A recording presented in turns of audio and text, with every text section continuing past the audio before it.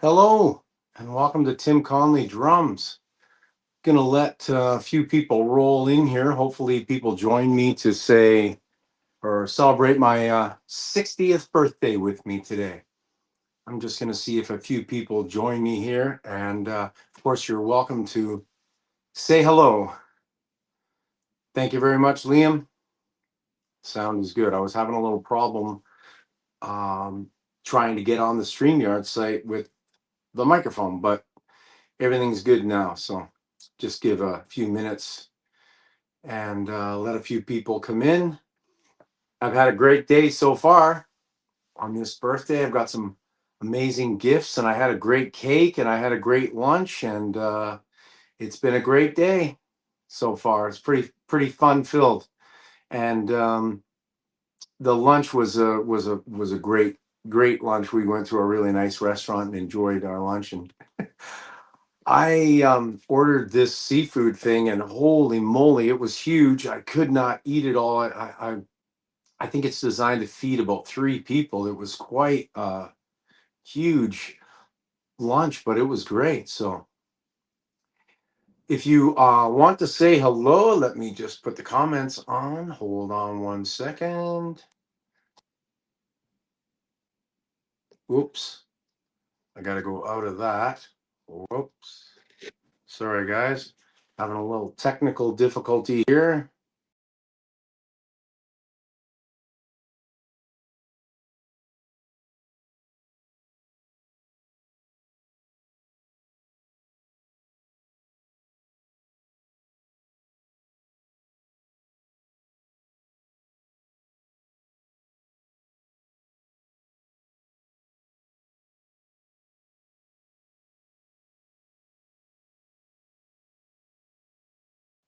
Okay, there I'm back now. Sorry about that, guys.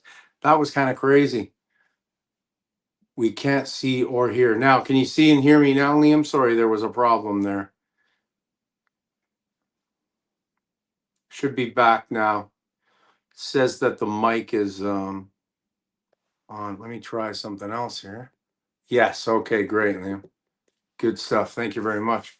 Okay, well, if you guys caught any of my recent videos, there's been some real drama out there in the drum world with Zach getting fired from the Who and then coming back and then getting fired again, coming back, getting fired again. Like, I don't know how many times this happened. Anyways, the Who has hired Roger Daltrey's drummer from his solo stuff. That's who he's hired. I can't remember his name. Stoville, maybe?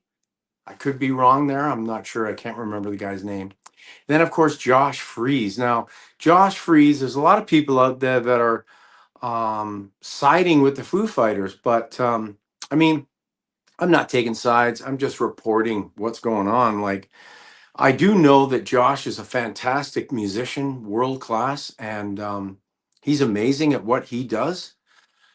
I know that for sure. I mean, I've seen him play and he's incredible, fantastic drummer. And from what I've been told, he's a great guy. So I don't know. Things happen in bands, band dynamics. If you watch my videos, how many videos do I have out there about band dynamics? So sometimes you just can't get along. You might have two great people, separately, they're great people, but when they mix, not everybody can get along with everybody. It's awesome when you're in a musical situation and you get along, and then there's other times where you don't get along. Brian, oh, I got to get my glasses on here so that I can see this comment here. Brian says, "Blessed birthday and amazing new era to the jazzy rockin' dude." Yes, thank you. Brian is my one of my oldest friends, like in the sense that he's the same age as me, but in terms of how long I've known him, I've known Brian since grade 3 and still in contact, as you can see. So great to hear from you, Brian. 60, man. Jeez, where did the time go? Do you remember in the basement of your house, or even maybe on the main floor of your house, listening to CFNY? and listening to all the new 80s new wave music that was coming out at the time. And how much we enjoyed listening to music together and discovering new bands. And I remember you were really into the eclectic music of the time. I don't know if that's changed now. Man, I can't even see without these glasses.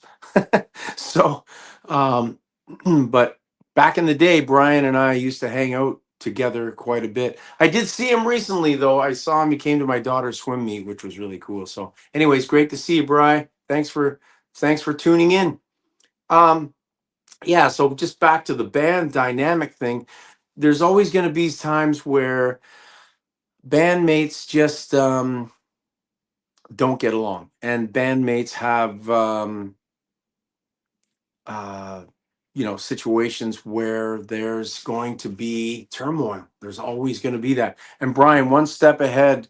I think there's a dollar sign. I don't know where that came from over top of Brian's comment, but I think it says being one step ahead of the popular. Yeah, I mean, I'm not really particularly a huge fan of popular music now. Popular music back in the day was actually good music. It was good music. Um, Nowadays, popular music, if you watch Rick Beato's channel and he analyzes the popular music of today, there's not much to it. So, um, anything you guys want to talk about? Anything that comes to mind of some of my newer videos that I put out recently? I am doing a drum clinic this Saturday. Unfortunately, it's not open to the public.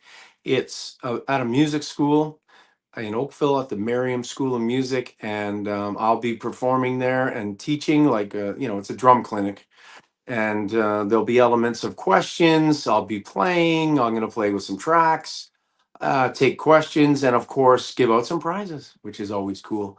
And that's only to the students of the school. So, Andrew, happy 60th birthday. Hope you had a good day. I did. And Steve Weatherall, happy birthday, Tim. Thank you very much, both you guys. Thank you very much for the birthday wishes. Yeah, so far I've had a great day. It's been awesome. I got to see my middle daughter, Lindsay, and my two grandkids, my son in law. They all joined us for lunch, which was really awesome. And I've had a great day so far.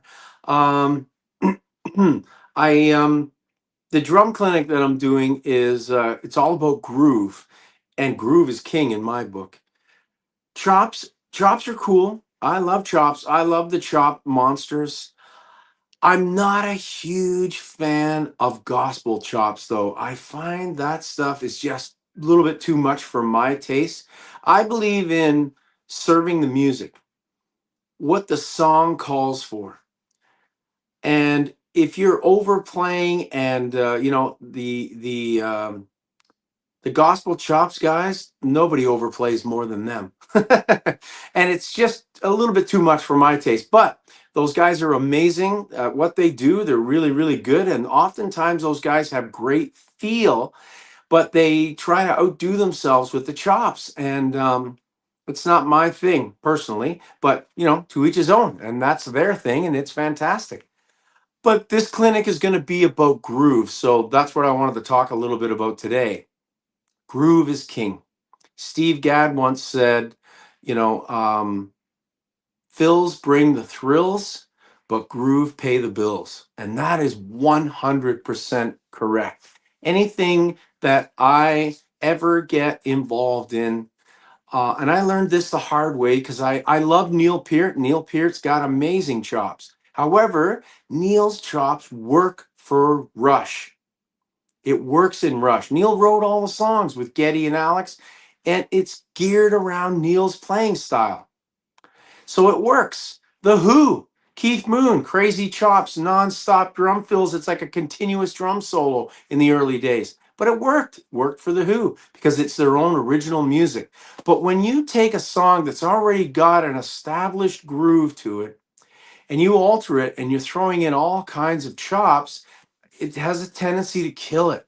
And I know from my own experience, especially if you're playing in a tribute band, you cannot combine drummers. So, in other words, if your tribute band is the Police, play like Stewart. If your tribute band is Rush, play like Neil. If your tribute band is an R&B band like a Motown, if you're doing a Motown tribute, well, you're just going to sit in the pocket. There's there's a couple of famous Motown fills, doom gilaka, doom gilaka, or do ga. I can't sing them, but there's the Motown fills. But other than that, you're just going to sit in the pocket and it's groove, baby. It's groove all day. And that's what I like. I like the groove drummers, the Jim Gordons, the Bernard Purdy's, the Steve Gads, the Steve, the Rolling Stones drummer, Steve Jordan, Jeff Picaro. Those are my guys. Those are my guys. The drummer for Steely Dan. Who's the drummer for Steely Dan? He's got chops. I mean, all these guys got chops. Jeff Picaro had amazing chops. Steve Gadd, he's got ridiculous chops, but they know when to use them, and they know how to use them, and they know to serve the music. In my opinion, and a lot of people are going to disagree with me, but I don't care. This is my opinion. Ringo. Ringo was the king of being the musical drummer. And this is what I'm going to talk about at my clinic. Anyways, I'm going to talk about musicality. I'm going to talk about being a groove player. I'm going to demonstrate a bunch of grooves. I'm going to play some groove tunes. And I'm going to do an 80s medley. So I'm really excited about the 80s medley because I love 80s music. And some of the greatest groove drummers of the modern era come out of the 80s. Some of those guys from like Simple Minds and Tears for Fears, when they weren't using drum machines. In the 80s, when they started to go into the Linn drum, even though I still enjoy the songs, especially in new wave music, but I'm not a fan of the drum machine. If anyone that watches my channel knows that, I'm not a huge drum machine fan. And I know the guitar players out there, you're just an old drummer and you can't bend into modern times. Dom Famulero actually said that to me once too. You've got to go into modern times. But the problem is we're in modern times and the drum set has almost disappeared. I was extremely disappointed to hear electronic drums on country music songs now. A lot of country artists are using electronic drums. And that, I mean, I'm sorry, but the original country guys, the big stars of country back in the day, they would be rolling over in their graves if they heard country music with that electronic clicky sound that's popular in rap music. It's just, I mean, I like country music, not all of it. Some of it's very repetitive, but old country or even modern country, but all live musicians. That's the key for me. I want to hear real musicians. I don't need the machines. Just not a fan of that, guys. So, anyways, I just wanted to pop on here and say hello. And I want to thank everybody who's been subscribed, who's been watching my channel, who's been following me. You guys know who you are. There's a bunch of you guys out there that always comment, that always like and watch. And, without you guys, the channel is nothing.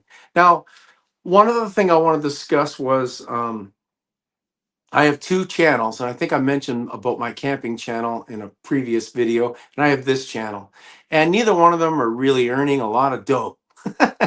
Let's be honest. But it bugs me that I was researching today about, how to improve my channel and stuff. Anyways, the biggest money maker is videos where people don't show themselves. There's no personality. They just go out and say they report news.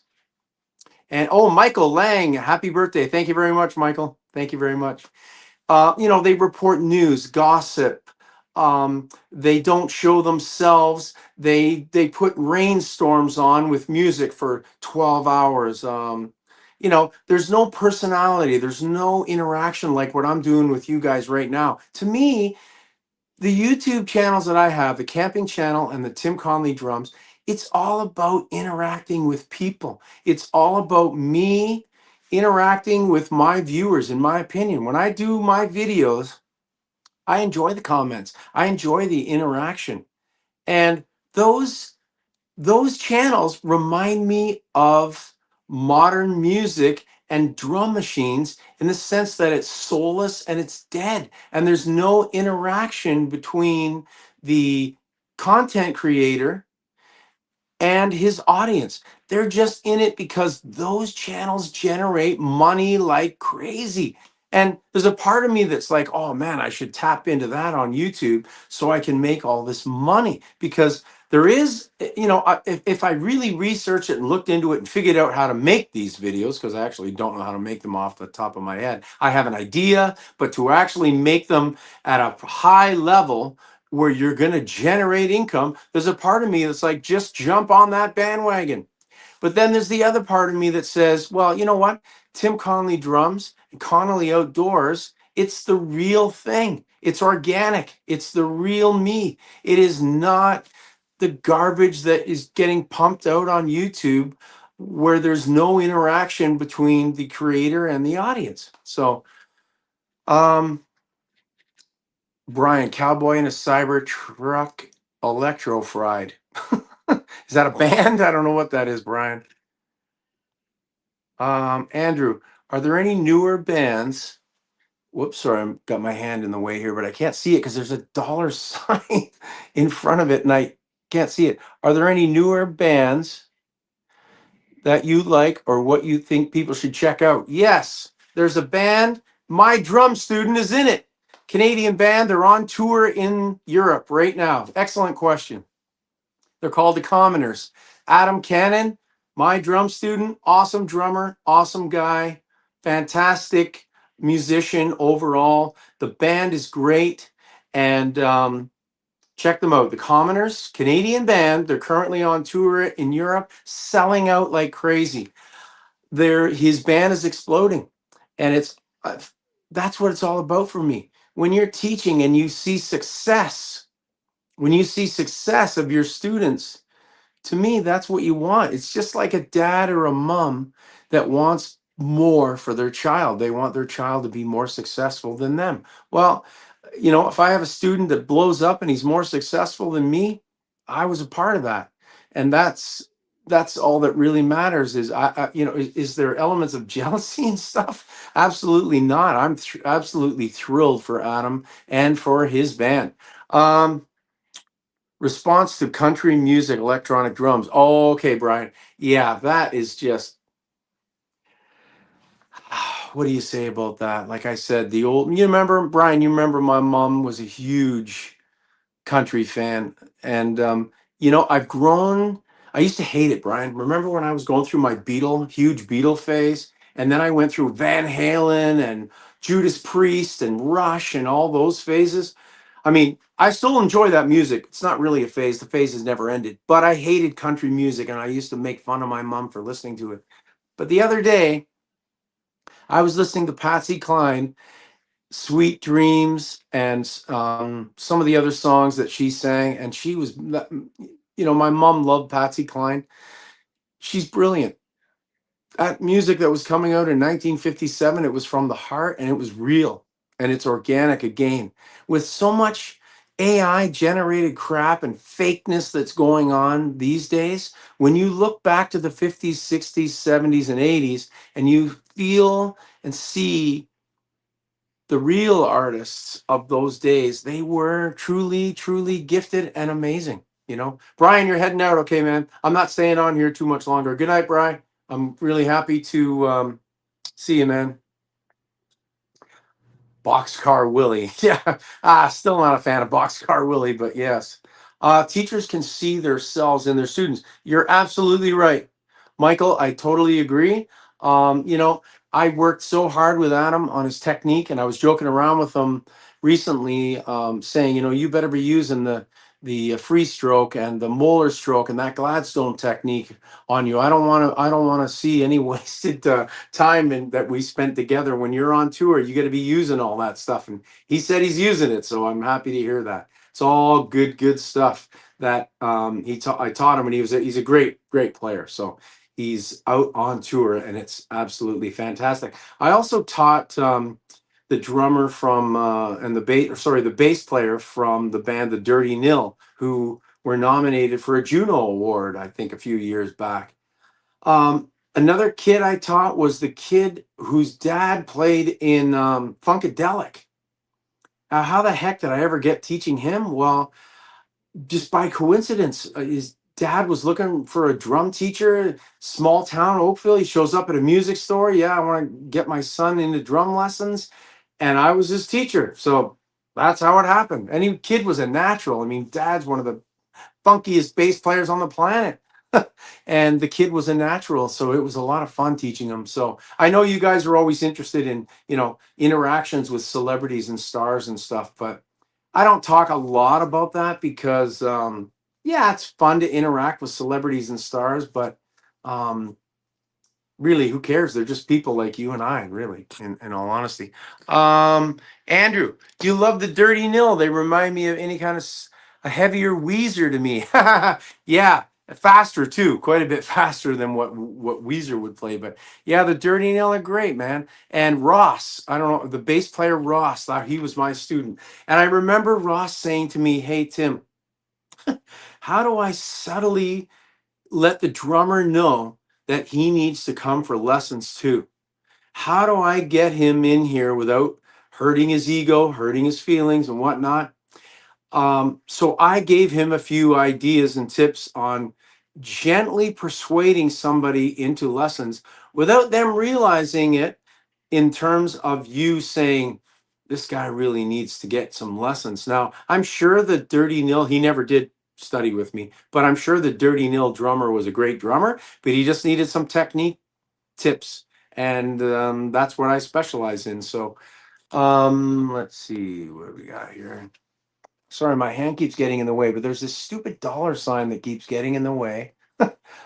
Kevin, happy birthday, Tim, you old six slapper. Enjoy the milestone. Thanks, Kevin. Yes. I've had a few people ask me today, because I was teaching earlier my students, like, you know, it's a milestone. How do you feel about being 60? Well, I showed them a picture of my 19th birthday. And on my 19th birthday, I'm wearing a Tama shirt. I don't think I can post that photo here. I don't think I can. But in another video, I'll post this photo. I'm wearing a Tama shirt. I got my Beatles cake. I got a cake in front of me, and it's a Beatles cake. And there's another picture of me with my grandmother, and she's giving me these drum heads for my birthday. And, that kid, that 19-year-old kid that I was just about to go out on the road, that was just developing as a musician, that was just at the beginning of the whole thing. I look back on that kid, and I miss him, because I can remember a time when it didn't matter that you were in a crappy van in the middle of nowhere. You were just excited to get to the next venue so that you could play the next gig. Stick slapper. Sorry, I said six slapper. Stick slapper. Yes, yes, that's what I do. I think about that kid at 19 and me at 19, and I think, man, I was so hungry to play. I was so hungry to get out on the road. I wanted to go to music school. I hadn't gone at that time, obviously. And I was so excited, and music was just oozing out of me. And I'm not saying that I don't feel that same way now, but it's changed, it's evolved, it's changed. And the music industry today, I'm just so, I don't know, I'm disappointed with it, as you could say. And I don't really like what's coming out now. And there was so much great music in my youth, and I'm not getting any of that now, per se. There are some bands that I really, really do enjoy that are newer bands, but most of the stuff that I like, honestly, is older. One of my favorite bands is Porcupine Tree. Now, they put a new album out a little while ago, so it's nice to see older bands, because they've been around for a long time. Actually, Porcupine Tree, they're an awesome um, band in the style. Well, I shouldn't say in the style of Rush and King Crimson and Yes and whatever. They're in that genre, a progressive rock. They're a progressive rock band. but the music is so unique and so amazing. Check out Porcupine Tree, guys. Gavin Harrison's the drummer. He's amazing. He's amazing. So, anyways, guys, I just wanted to come on here, celebrate a little bit with you guys, say hello to my loyal followers, and I'm going to let you guys go. If you have any questions, now is the time. Also, I want to thank Ryan. One of you guys out there, Ryan, who I'm going to meet soon, has signed up for lessons with me online in Zoom, and we're going to be doing some online lessons. And man, I can't wait. I'm really excited to meet you, Ryan. Kevin, Tim, I feel it's like that same road you travel home every day. You become almost automatic. You just become almost automatic. Yeah, man, I agree with you. You know, um, sometimes life takes you down different paths and different roads. And one of my commenters, I think it was yesterday on one of my videos, made a comment about how he had an opportunity to possibly take the music road. He took the safe road, became an electrician, I think, or a plumber, something like that. He went into the trades. Unfortunately, he said he hates his job, but he puts money on the table. He pays all his bills. He looks after his family.